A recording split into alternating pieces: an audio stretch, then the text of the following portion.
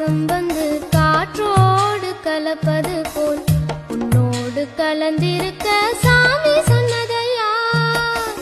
காற்றாக நான் கலந்து மூச்சாக உள்ளிருந்து உன்னோடு வாழ்ந்திருக்க வாழ்த்து சொல்லுதையா. கல்லாலய மனச கரைச்சு விட்ட கட்டழகி, கண்ணீரை தொடச்சதந்த சாமிதானே பொட்டழகி. சொல்லா